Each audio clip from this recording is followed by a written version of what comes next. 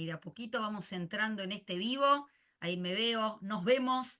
Así que vamos a dar por comenzado este nuevo encuentro, este nuevo capítulo en lo que tiene que ver con conversaciones sobre apego. Vamos a saludar y dar la bienvenida a nuestros invitados, empezando por mi queridísima copartner, Zuleima Lucía León Valle. Muy buenas tardes, Zuleima, ¿cómo estás?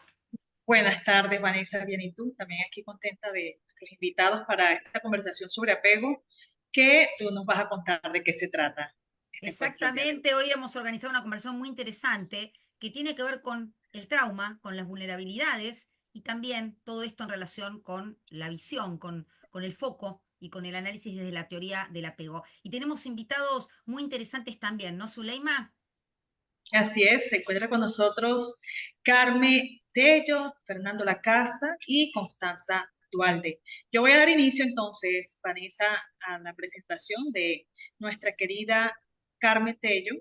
Ella es psicóloga especialista en psicología clínica, doctora en psicología por la Facultad de Medicina de la Universidad de Lleida, tesis doctoral cum laude en relación entre función reflexiva y desarrollo de conductas agresivas en una población de menores de 11 a 18 años con antecedentes de maltratos, de malos tratos, negligencia y abuso sexual. También es psicóloga clínica y responsable de formación en docencia e investigación del Centro de Salud Mental Infantil y Juvenil San Joan de Déu, Lleida. Esto fue hasta su jubilación en el 2016. Ha sido profesora asociada de la Facultad de Medicina en la Universidad de Lleida, presidenta de IAN Internacional Iberoamericano, también psicóloga de honor del Colegio Oficial de Psicólogos de Cataluña y secretaria de la International Attachment en la Conferencia de Barcelona. También ha tenido grandes publicaciones como vinculación afectiva, conductas agresivas y malos tratos en la infancia. También estuvo trabajando en Voces Silenciosas y el acoso escolar, responsabilidad compartida. Otro documento titulado Derecho a vivir a una infancia sin violencia. Y en el 2018 realizó el prólogo del libro La relación materno y paterno-filial en el derecho de familia catalán. Por último, en el 2020, Voces de Familia, Parentalidad Positiva, un trabajo en equipo. Entonces, con esta presentación ha dado este programa la oportunidad de realizar. Bienvenida Carmen y bienvenidos también todas las personas que nos están viendo a través de Facebook y que vamos a estar al pendiente de comentarios y preguntas. Muchísimas gracias por poder estar en esta actividad. A ver, yo lo que he pensado es en hablar en el trauma derivado de la violencia ejercida por la figura principal de apego.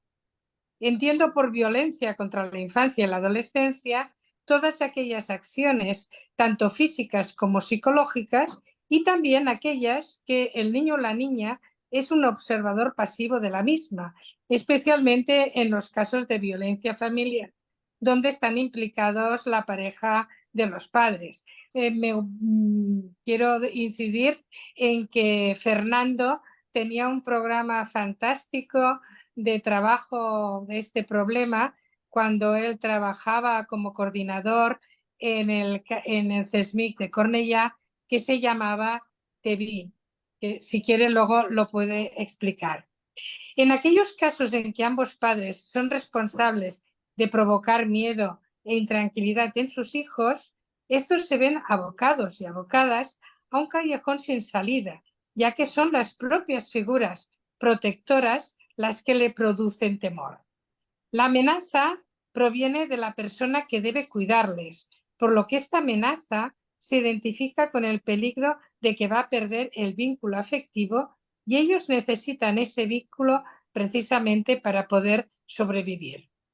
La ambivalencia entre huir de la persona que les agrede, pero que necesitan para sobrevivir, les provoca un grave problema en el desarrollo de su personalidad, lo que les lleva a desarrollar un estado de alerta constante para poder enfrentarse a las situaciones y relaciones sociales. El no poder escapar de esta situación de violencia es lo que les produce el traumatismo. Esta violencia va a tener un importante efecto en cómo van a desarrollarse los modelos internos de trabajo, la empatía, la asertividad y la mentalización. Los modelos internos, como todos sabemos, son los que nos van a permitir o no, en función del tipo de apego que hayamos establecido con nuestra figura principal de apego, que se desarrollen y se mantengan las representaciones mentales de uno mismo y de los otros, ayudándonos a entender el mundo y a relacionarnos de manera adecuada, predecir y comprender los sucesos. Los menores inmersos en una situación de violencia difícilmente podrán desarrollar conductas que favorezcan su supervivencia, lo cual va a incrementar conductas de riesgo, drogodependencias, trastornos psiquiátricos, fracaso escolar, fracaso laboral, etc. Sentirse seguros y poder establecer y mantener vínculos seguros con los otros. Eso es lo que no van a poder establecer ni realizar. Lyons, Ruth y Jacobitz nos dicen que relacionan que el apego es una de... Perdón. Lyons, Ruth y Jacobitz nos indican que el apego desorganizado con una predisposición a la violencia en las relaciones personales indica que hay una elevada posibilidad de padecer estados disociativos y trastornos de conducta en niños, niñas y adolescentes, así como desarrollar en la vida adulta el denominado trastorno borderline de la personalidad. La violencia contra los niños y niñas no solo desorganiza el apego, sino que posiblemente produzca trastornos que impidan el desarrollo de la mentalización, porque el maltrato incide negativamente en los aspectos cognitivos y en las relaciones sociales, como antes les decía. Y esto también va a impedir que puedan desarrollar correctamente la empatía y la asertividad por su dificultad en poder regular los afectos. Esto se debe no solamente a los efectos del trastorno por estrés postraumático, sino a las dificultades de regulación emocional, al presentar serias dificultades para poder diferenciar entre la realidad externa e interna y, por lo tanto, mentalizar. Pero, ¿cómo van a evolucionar estos niños y estas niñas en su vida adulta? Pues va a depender de diferentes factores, especialmente de la resiliencia o de factores externos que faciliten el que otras figuras de apego puedan ayudar a su evolución positiva.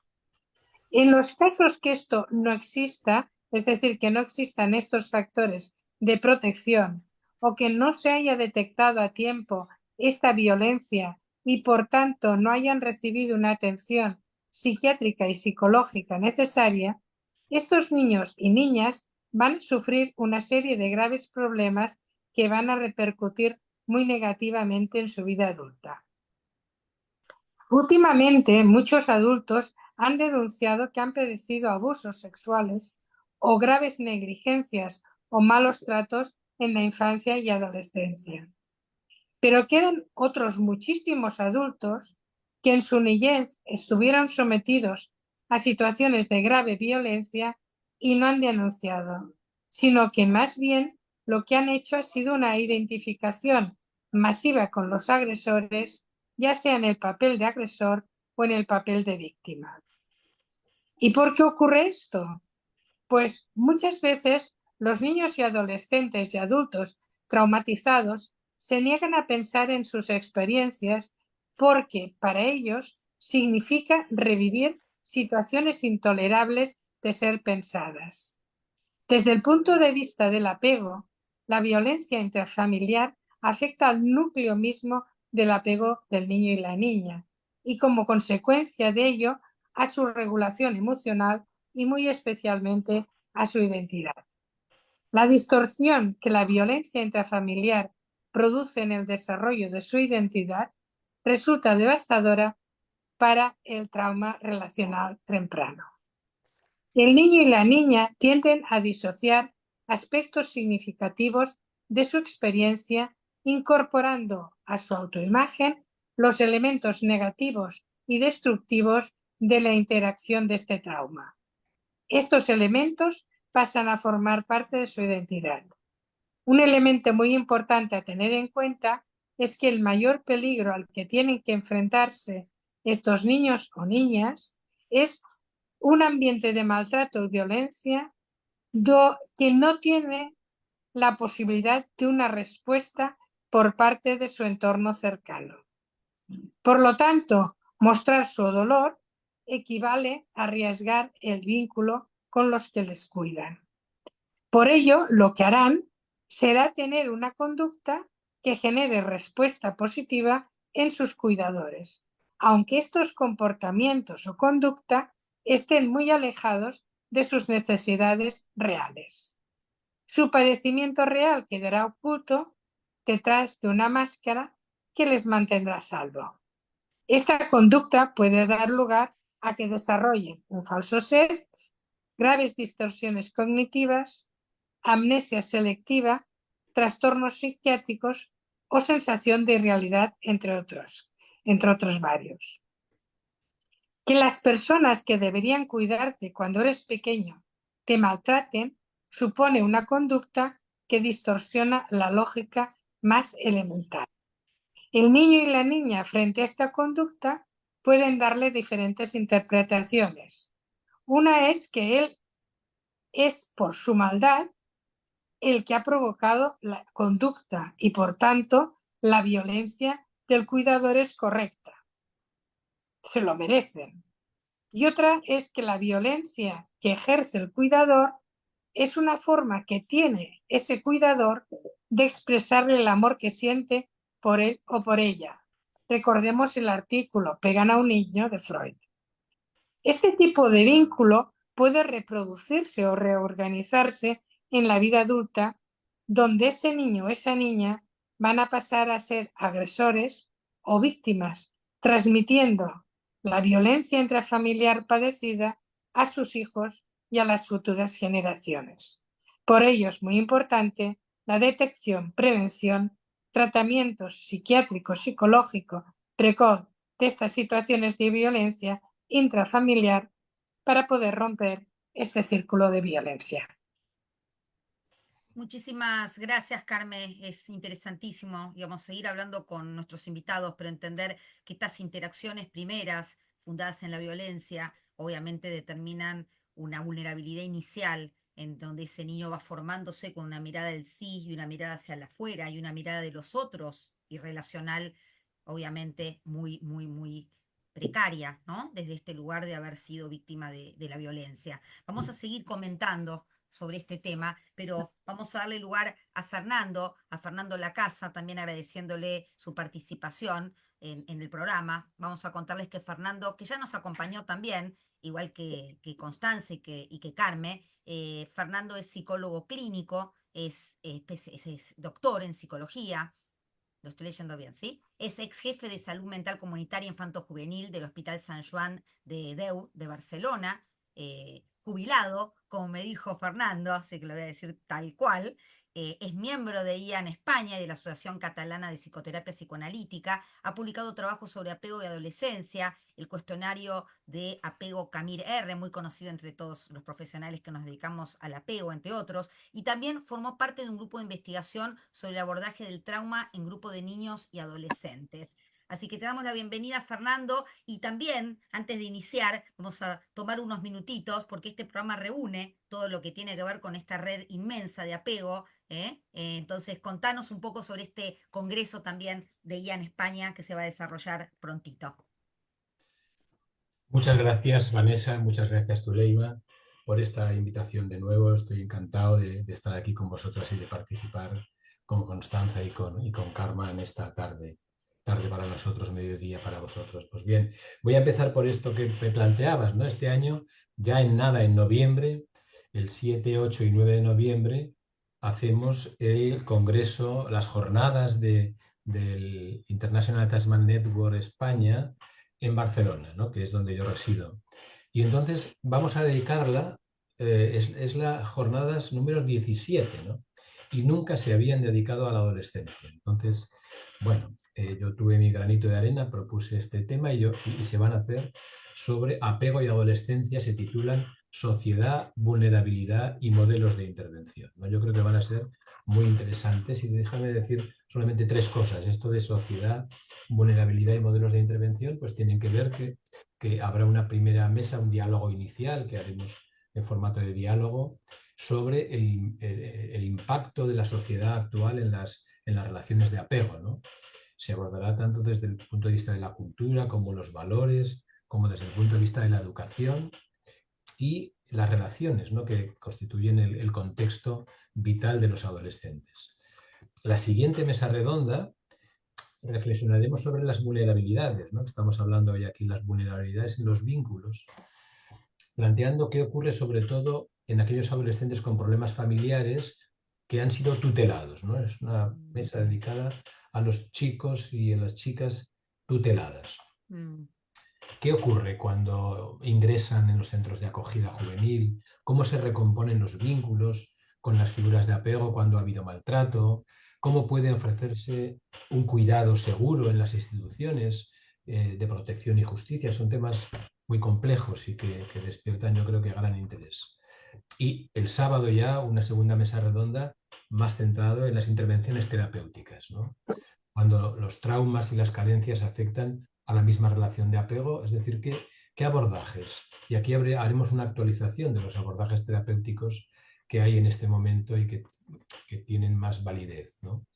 También intervenciones terapéuticas no solamente individuales, sino institucionales. La psicoterapia con adolescente a nivel de la institución. Hay instituciones que construyen un cuidado institucional para estos chicos que tienen problemas psicopatológicos graves. Bueno, yo os invito a todos, luego habrá unos grupos de reflexión sobre estos temas que suelen ser muy dinámicos. Os invito a todos los que estáis aquí, desde luego a todos los que nos escuchan. Estamos un poco lejos, pero para los que quieren Se puede participar, participar online. Ahí estaremos. ahí está. Online. Eso se Ahí te puede estaba- online. Ahí Ok. te estaba por Yo dar el creo- pie, Fernando. Y ¿Cómo yo sería el creo tema? que tiene Sí. unos precios accesibles, no los tengo aquí, pero yo creo que Sí. por eso no va a ser y que va a ser muy interesante y estáis desde luego todos invitados, ¿no? Exacto, así que la idea sería, para los que quieren información, ahí te di un poco el pie, se pueden, digamos, Eso es. llenar de todo eso a través de la página de IAN España, si quieres dar Y algún en dato. España,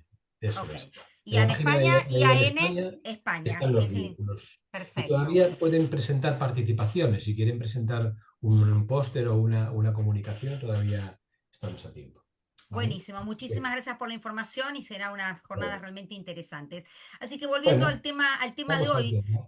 sería un poco la pregunta, hablando de trauma y vulnerabilidad y todo esto Sí. que estás comentándonos, ¿cuál sería tu visión? ¿Cómo podemos encarar ese tema Bueno, desde la yo voy teoría del a apego? tratar de hacer, claro, son temas muy relacionados. Yo me escuchaba con mucho interés a Karma, que tiene una enorme experiencia, y cómo centraba esta cuestión de la identidad, que es un tema fundamental en la adolescencia, y cómo afecta el trauma y el maltrato, sobre todo, el trauma producido por el maltrato. Bueno, yo voy a hacer un enfoque clínico un poco más global y tengo interés en señalar un poco las líneas de desarrollo del apego y cómo el trauma impacta un poco en esas líneas de desarrollo, ¿no?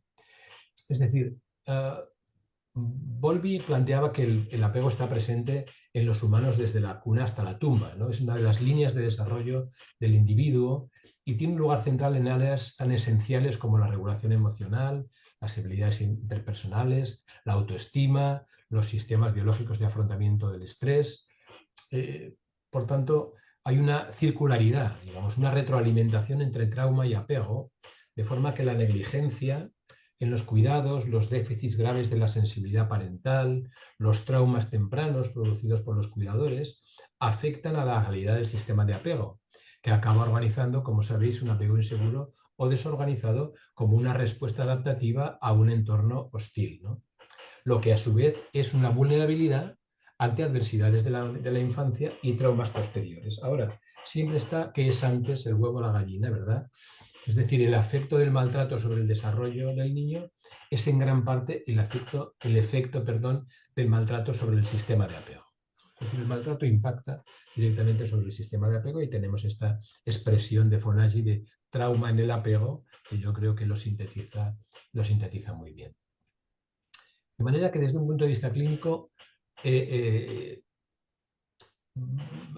hay una perspectiva que es importante transmitir a los clínicos en una corriente en que se diagnostican síntomas aislados sin ver el conjunto. Y hay un riesgo importante cuando hay maltrato, cuando hay negligencia, de diagnosticar síntomas, series de síntomas, problemas de alimentación y además tiene TDAH y además no puede dormir.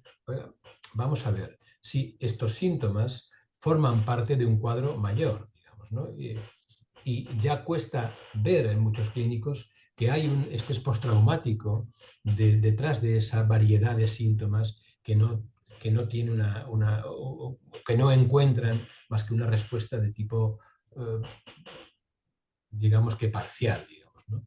Por tanto, los síntomas, si se ven como estrés postraumático, claro, Carmen decía, bueno, pues tenemos experiencia, decía Fernando tiene experiencia en testigos de violencia, es verdad. Desde el año 2005 hasta este año que me he jubilado hace pocos meses y continúa, yo organicé el programa de testigos de violencia doméstica, ¿no? TEVI, ¿no? Que además tenía este acrónimo que ponía el acento en que los niños siempre ven lo que ocurre, ¿no? TEVI era testigos de violencia, pero además también esto. Entonces, tenemos mucha experiencia en ese sentido y no vamos a extendernos en el TEVI, pero sí que la fuente de conocimiento proviene de ahí. Y nos encontrábamos con esta variedad sintomatológica y que no tenía una explicación. ¿Por qué? Porque nadie preguntaba si había maltrato. Sí, una cosa tan sencilla y tan compleja a la vez. Bueno, es que le pasa esto, bueno, oiga, ¿y cómo está siendo tratado? ¿No? Porque sin saber que a eso voy, si ha habido maltrato, no se puede diagnosticar el estrés postraumático, porque la primera condición es que haya habido un trauma, ¿verdad? Por lo tanto, la pregunta, en su momento a los clínicos les costaba preguntar sobre el alcohol, los consumos de tóxicos en los padres. Ahora está más normalizado. Ahora cuesta preguntar sobre los antecedentes de violencia y de negligencia, ¿no? Por tanto, una primera cuestión, un primer mensaje que quería decir y que me gusta resaltar es esto. Hay que preguntar porque si no, no sabemos, no podemos dar mucho sentido a los síntomas que nos vemos. En el Centro de Salud Mental hay investigaciones, una investigación ya del año 2010 de la Universidad Autónoma sobre 500 casos atendidos en los CESMIG, que el 19%, casi el 20%, 1 de cada 5 niños atendidos en el CESMIG, por gran variedad de síntomas, decían haber sido testigos en los 2 años anteriores de violencia física entre los padres, que incluía golpes o romper objetos. De violencia, 1 de cada 5. Por tanto, es importante el poder preguntar, ¿no? Bueno, tenemos, por lo tanto, que si entendemos que hay un estrés postraumático porque podemos determinar que ha habido una situación de negligencia y ahí, claro, hay todo un abanico de posibilidades, aunque la clasificación muchas veces es reduccionista, pues hemos de pensar que el estrés postraumático, incluso sobre todo pensando en el estrés postraumático complejo, es dimensional, ¿no? Hay que ver estas situaciones de negligencia, de maltrato que decía Carmen, cuándo se originan, cuánto han durado, qué persistencia han tenido, qué protección. Es decir, hay que hacer una valoración completa y compleja para poder ver tanto los factores de maltrato como los de protección, si los ha habido, que siempre los hay, ¿no? También. Por tanto, cuando uno, bueno, sabéis que el estrés postraumático complejo, digamos, que se diagnostica sobre todo a partir de que Van der Kolk en 2010 propuso la contraparte, digamos, de trastorno de trauma por desarrollo, entonces toma fuerza ya el epígrafe estrés postraumático complejo ha sido aceptado por la Clasificación Internacional de Enfermedades, la CIE-11, todavía el DSM no, pero yo creo que lo tendrá que aceptar, pero la CIE-11 sí. Entonces plantea que son traumas repetidos y prolongados en el tiempo. 1. Que implican daños o abandono por parte de los cuidadores u otros adultos responsables, es decir, figuras de apego, y que ocurren en momentos de desarrollo vulnerable como la primera infancia o la adolescencia, que son además las etapas en las que se forma el sistema de apego, fundamentalmente, aunque dura toda la vida, pero la formación es en ese momento. Por tanto, el trauma complejo se puede entender como un efecto combinado de la desregulación psicobiológica del estrés postraumático simple y de la perturbación del sistema de apego en las primeras etapas de la vida del niño o de la niña debido a una serie de factores estresantes o traumáticos. Justamente mira el mensaje. Eso para que vean que estamos absolutamente Para en que vivo, vea que Fernando. estamos... Ahí va, muy bien. A ver, entran llamadas, ¿no? Bueno, lo que quería también establecer un paralelismo entre lo siguiente: los síntomas o las áreas que se ven afectadas en el estrés postraumático complejo y ver pues un paralelismo con el desarrollo del apego, ¿no? Nos dicen, en el estrés postraumático complejo hay problemas en la regulación emocional, es decir, inhabilidad para regular las emociones, inasistencia externa, alteraciones rápidas del estado de ánimo, descontrol conductual, respuesta exagerada a los estímulos. Por ejemplo, pues bueno, sabemos que hay, estos son síntomas como pueden ser los atracones en la bulimia, ¿no? Los atracones bulímicos, que es una manera, digamos, de intentos de regulación emocional en personalidades con un apego desorganizado. O un síntoma muy frecuente y que a veces los padres no encuentran sentido, las madres, yo me acuerdo de varios casos, dice, es que se descontrola, tiene unos ataques de ira tremendos, de forma inmotivada, da pataletas, no se puede calmar, está en el suelo y es horroroso, y esto es un síntoma de desregulación emocional típico de niños que son testigos de violencia. Por lo tanto, hay toda una serie de síntomas en esa área. Bueno, la cuestión del cuerpo, ¿no? Es decir, hay también una disociación. El cuerpo, muchas personas que han tenido traumas, sobre todo por violencia, no por violación, perdón, sienten que el cuerpo ya no les pertenece, ¿no? Que incluso ellos que lo pueden dañar, ¿no? Pueden dañar a su propio cuerpo. Por lo tanto, los problemas de regulación emocional tienen una repercusión, tienen un correlato en los problemas producidos por el maltrato y por la exposición al maltrato, a la violencia doméstica. Problemas de regulación interpersonal, ¿no? También lo comentaba Carmen. Hay una cosa que quizás se habla menos, que es la dificultad para sentirse cerca de los demás, ¿no? Los niños que han tenido, las niñas que han tenido, tienen sentimientos de vacío, no pueden aproximarse a los demás, sobre todo en la adolescencia, que es tan importante la relación con los otros, ¿no? Se quejan de que no les llenan, que no tienen miedo a las relaciones, ¿verdad? Tienen una gran necesidad de relacionarse con los demás y, sin embargo, un temor enorme al rechazo.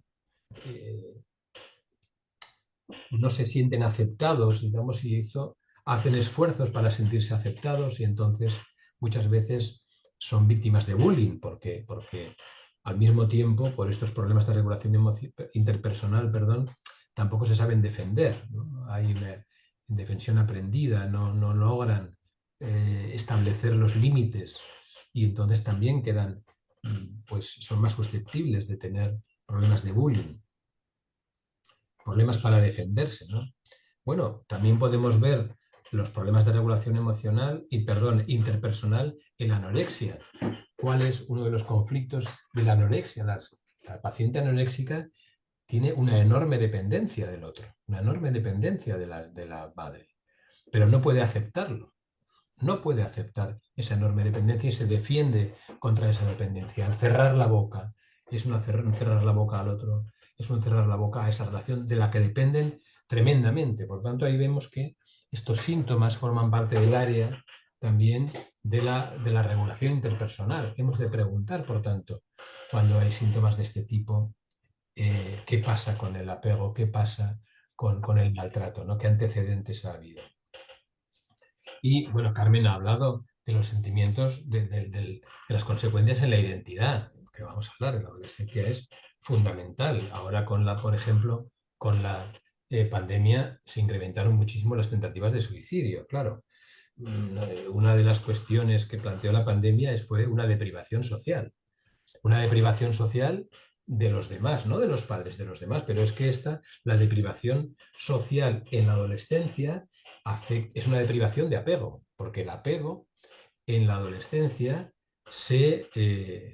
los demás, los otros, los compañeros, los amigos, tienen funciones de apego. Bien podremos decir que no tienen a lo mejor todas las características de figuras de apego hasta que no constituye una pareja, pero tienen funciones de apego. La búsqueda de proximidad es la búsqueda de proximidad de los compañeros, de las compañeras, de los iguales. La búsqueda de refugio, pues muchas veces también, ¿no? Le van a contar sus compañeros. Es decir, que esta es una ventana de oportunidad que los chicos y las chicas perdieron, ¿no? Y esto ha tenido consecuencias importantes. Una de ellas es la dificultad, o sea, las tentativas de suicidio.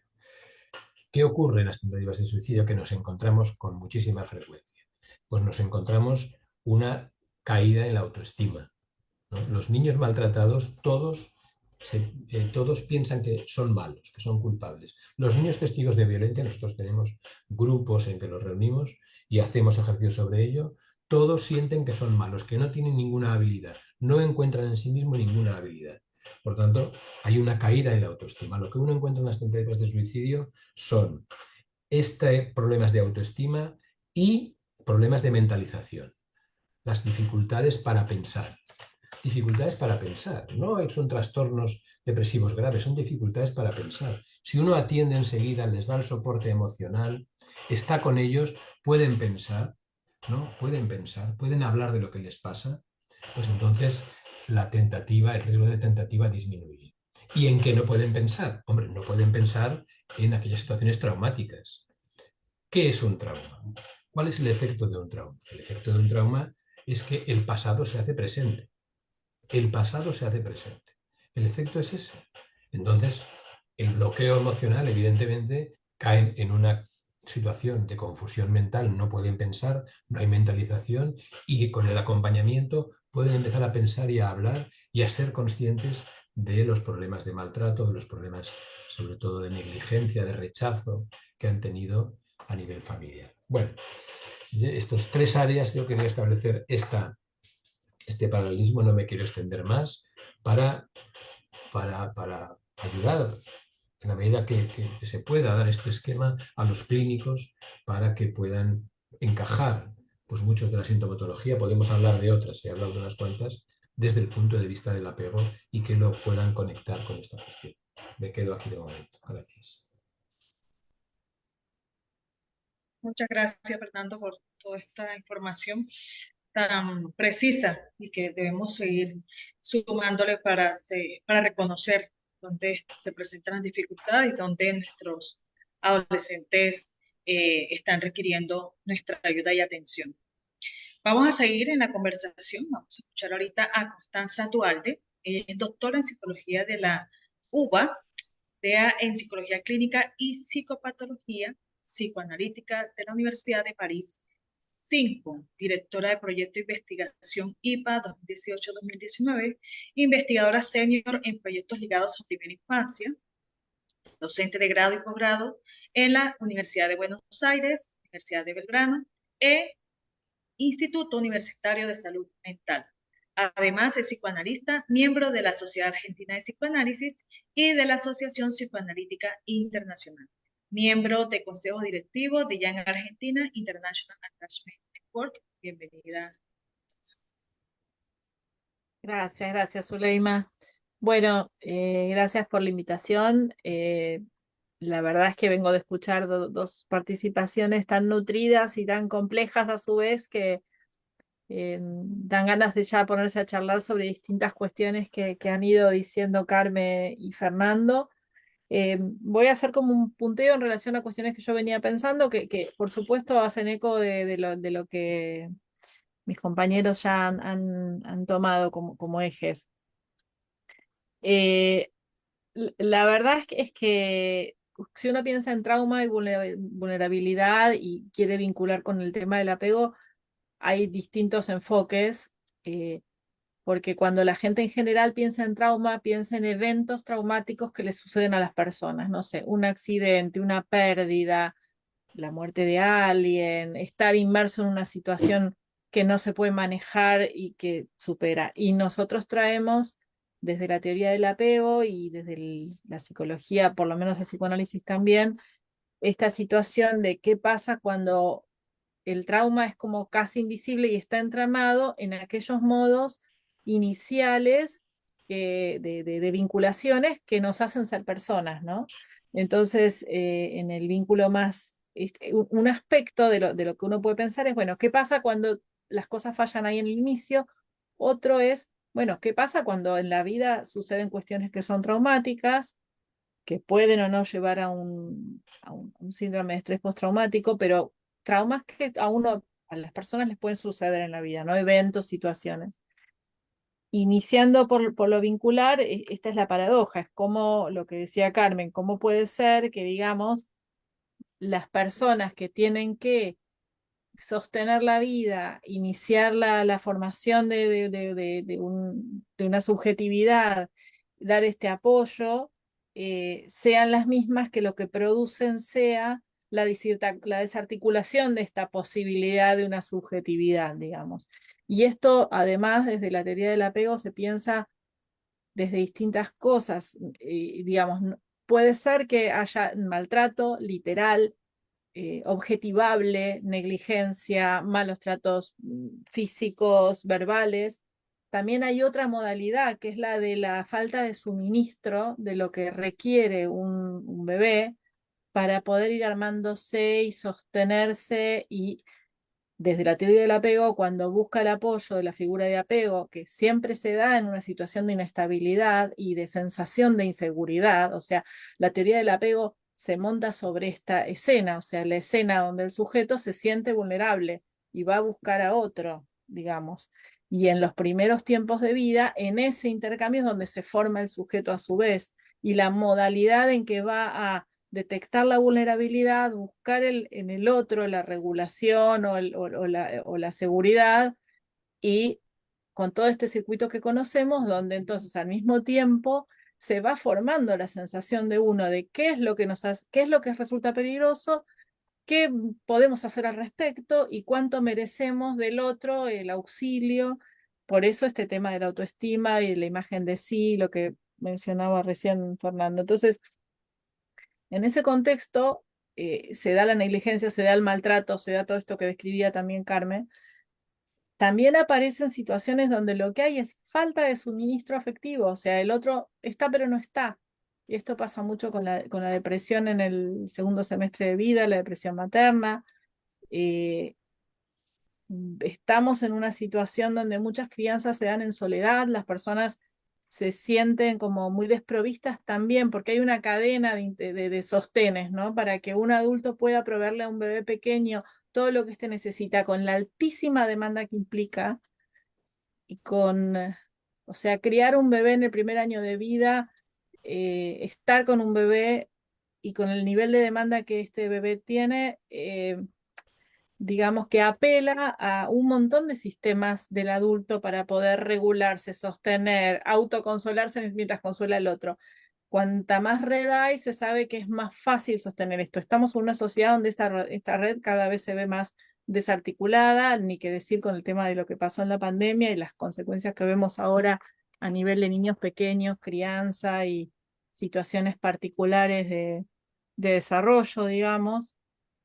Entonces, lo que puede pasar es esto, ¿no? Como que la disponibilidad, yo he trabajado en algún momento con Zeynep Biringen, que ha generado todo un sistema de trabajo para evaluar la disponibilidad emocional, y cuando estábamos trabajando, formándonos con ella siempre insistía en que lo peor es el no suministro, digamos, la no respuesta. Es aún peor que una pésima respuesta. cuando uno tiene que pensar en la disponibilidad del otro. Y esto es horrible cuando uno lo dice, porque dice, bueno, la respuesta puede ser pésima, como decía Carmen, puede ser de maltrato, pero peor es sentirse invisible, digamos, en el contexto de la crianza primera. Todo esto es lo que genera que a lo mejor las personas que han tenido esas situaciones al principio tengan una gran vulnerabilidad ligada a un tipo de apego que justamente es el apego que no forma un sistema de apego, que sería el apego desorganizado. Entonces, no tienen bien armado como el sistema de a qué apelar en sí mismos y en el otro para poder sortear situaciones que después pueden aparecer como traumáticas en la vida. Entonces, este trauma temprano lo que genera es una extrema vulnerabilidad para lidiar con los traumas posteriores, ¿no?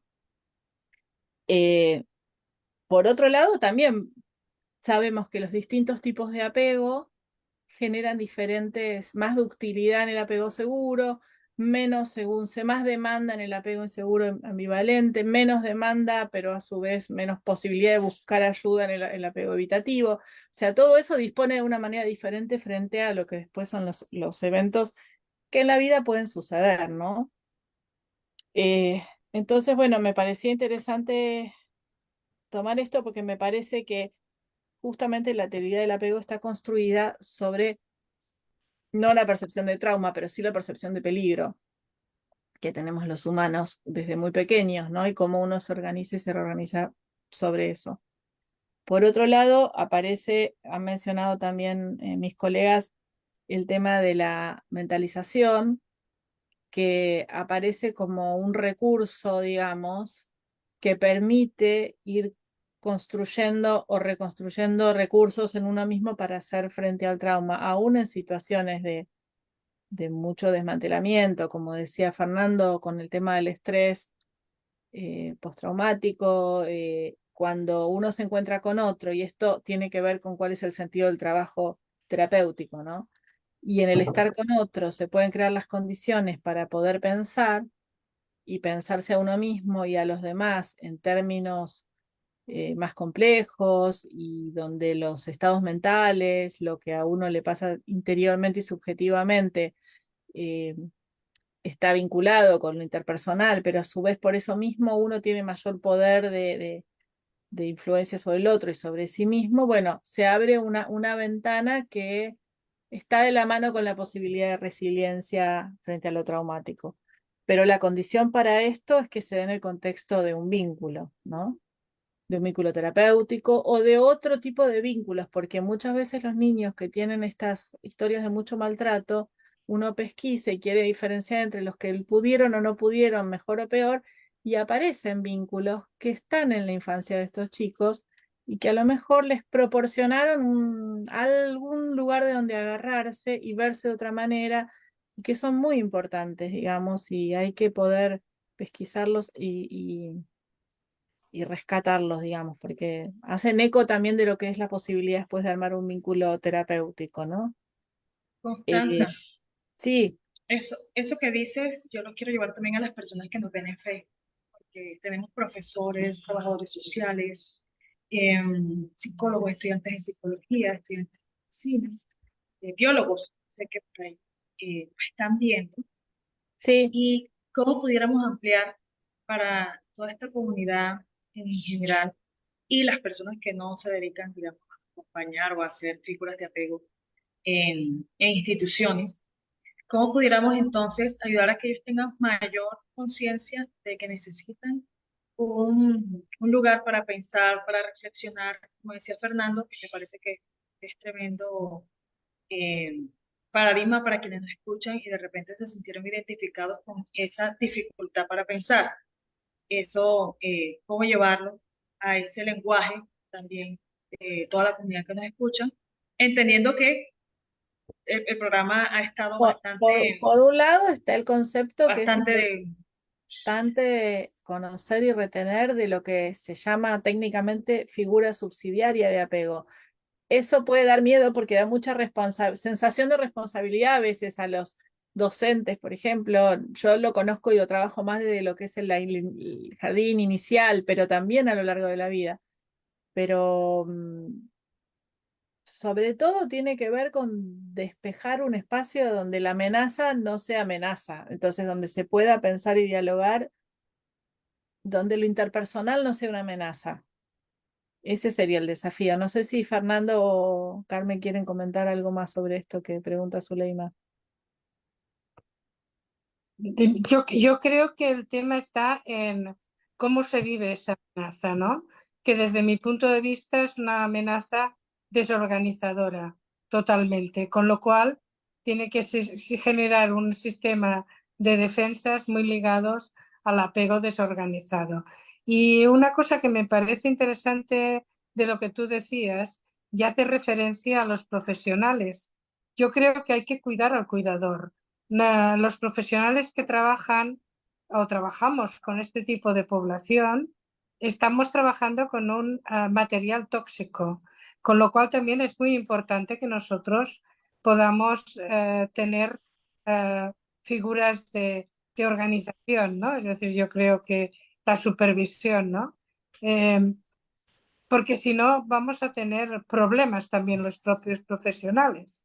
No es por casualidad que el Colegio de Médicos de Barcelona tenga un servicio para médicos con trastornos, profesionales de la salud con trastornos psiquiátricos, ¿no? Yo creo que los que trabajamos con este tipo de población también necesitaríamos tener supervisión y un cuidado, ¿no? Sí, los pequeños traumas también que ocurren, que son esos Eso, traumas por goteo que hablaba Constanza, ¿no, Constanza? exactamente, que es verdad que esto se puede pensar en la infancia y en la historia de la vida de la persona, pero también en la vida profesional, lo que se llama el trauma por goteo, como una cosa, una situación incesante, estar expuesto a determinadas situaciones. En este caso, a veces el tener que asistir a personas que tienen con este tipo de apegos y sí, requiere, se parece a lo que yo decía de criar un bebé sola o en red y en compañía, o sea, hay situaciones vinculares en la vida que requieren que uno tenga también círculos benignos de referencias donde, bueno, se pueda ir regulando. Sí, y esto que dicen Bueno, ustedes, Fernando, ahí te doy la palabra, pero digo, sí. el tema de pensar en nuevos vínculos que pueden reparar esta situación, ¿no? Los vínculos reparatorios de los nuevos vínculos, en donde puedo pensarme y pensar al otro desde un lugar diferente, que puede ayudarme a ir pensándome también, ¿no? Y construyendo algo diferente. Sí, Fernando. Sí, yo quería decir dos cosas, ¿no? El tema de, que planteaba Constanza, de rescatar los vínculos positivos, creo que es importante a nivel clínico, ¿no? Porque es verdad que muchas veces estos chicos y chicas vienen tan dañados que no pueden pensar en nada positivo de su historia, ni en nadie, digamos. Y a veces es verdad, tienen padres y madres que han sido muy negativos, pero a lo mejor un tío, un abuelo, alguien, una abuela ha podido tener, ¿no? Porque si no, el individuo, la identidad es solamente, digamos, depositaria de los vínculos malignos, digamos, ¿no? Es decir, de repente nada se puede hacer, ¿no? Nada se puede hacer. Aparece la desesperanza, digamos, ¿no? Porque si todo me ha ido tan mal, si todos me han tratado tan mal, es que yo merezco esto. Entonces, poder rescatar eso que tú decías, Constanza, a nivel clínico, los vínculos positivos es fundamental. Y eso cuando, ¿no? Retomando lo que decía de las tentativas de suicidio, es muy importante en ese momento. Respecto a los vínculos por, digamos, las figuras de vínculo delegadas o como se llame, es decir, yo creo que aquí hay dos cosas que debemos huir, ¿no? Una, pensar que todos somos figuras de vínculo. Yo creo que no. Tenemos oportunidades y debemos de estar en disposición de generar relaciones potencialmente vinculares, pero no somos figuras de vínculo con un alumno si somos profesores o con un paciente si somos terapeutas. El plantear una relación de vínculo no implica necesariamente que vayamos a ser figuras de vínculo, ¿no? Retomando el buen trato, lo que decía hace un momento, que donde lo interpersonal no sea una amenaza, eso es fundamental, ¿no? El acompañamiento, ¿no? La disponibilidad a escuchar, el acompañamiento, que la escucha de por sí es terapéutica, ¿no? Porque a veces dice, bueno, ¿y qué haces? Yo escucho, estoy ahí, sostengo el discurso. Eso es terapéutico. Ahí se produce un efecto, digamos, automático en que el apego se pone en marcha en ese momento con nosotros, aunque no seamos figuras de vínculo, aunque no lleguemos a serlo. Esa disponibilidad conecta enseguida y reactiva y reanima la disponibilidad que tiene la persona para encontrar esperanza, para salir de esa idea de que alguien, de que todo el mundo, digamos, le perjudica. Yo diría esta cuestión, ¿no? Sobre todo la gente que trabaja, los educadores, no solamente los clínicos, ¿no? Los educadores que traten de generar espacios en algún momento de reflexión, es decir, la escucha, la disponibilidad y también los límites sobre todo en el ámbito educativo, ¿no? Eso es fundamental. Y el generar espacios de reflexión importantes, es fundamental cuando se trabaja con grupos, tanto a nivel, por supuesto, profesional, digamos, para poder pues tramitar todas las angustias que nos genera pues la depositación de las angustias de los demás, nuestra propia responsabilidad, nuestros propios ideales de ayudar, ¿no?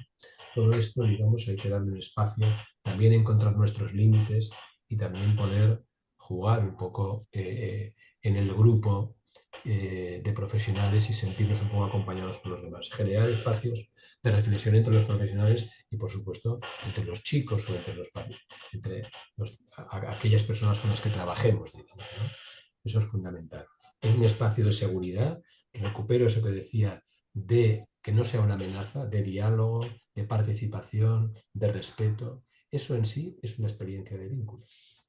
Sí, y es interesante también entenderlo así como la afectación tiene que ver con una experiencia de vínculo, como decía Fernando, la reparación también es una experiencia de vínculo, ¿no? Y pensaba un poco, estamos casi al final del programa, pero me parece interesante estos minutitos dedicar para poder puntuar no solo el trauma entendido como lo que una figura significativa se supone que tiene que cuidar y formar y es la misma persona la que maltrata y destrata o genera el trauma, también este punto que hablaba Constanza, ¿qué pasa después cuando en esta responsabilidad como adultos de formar estos vínculos más seguros?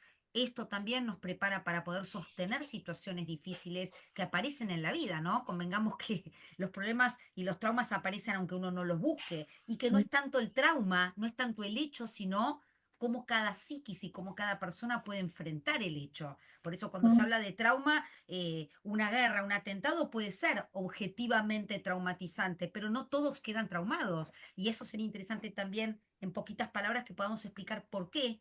¿Por qué pasa eso, no? ¿Por qué el trauma es trauma y puede generar un estrés postraumático en algunas personas y en otras no? Y hablando de apego, ¿no? Efectivamente. ¿Quién toma la palabra? Carmen. Bueno, vale, pues Carmen, sí. Fernando, ¿no? Fernando. No, Fernando. muy brevemente, ¿no? Es Sí. decir, esta cuestión de la resiliencia es fundamental. Yo creo que Constanza nombraba antes cuando el otro no está, ¿no? André Green hablaba del síndrome de la madre muerta, es decir, la ausencia del otro, ¿no? Como el gran problema traumático. Bingen también, por supuesto, pero antes estaba André Green, ¿no? La Sí, ausencia llegó primero. llegó primero. Eh, la ausencia del otro, es decir, nadie me puede ayudar, ¿no? O sea, nadie. Sí. Sin embargo, cuando ha habido experiencia de ayuda, cuando ha habido, esto se genera, efectivamente, primero, esos vínculos anteriores dan resiliencia y luego, no solamente lo que ha ocurrido, la posibilidad de seguir pidiendo y generando ayuda de los demás, ¿no? Yo me lo dejo aquí para que los demás No, yo participen. estoy Sí. de acuerdo con lo que dice Fernando.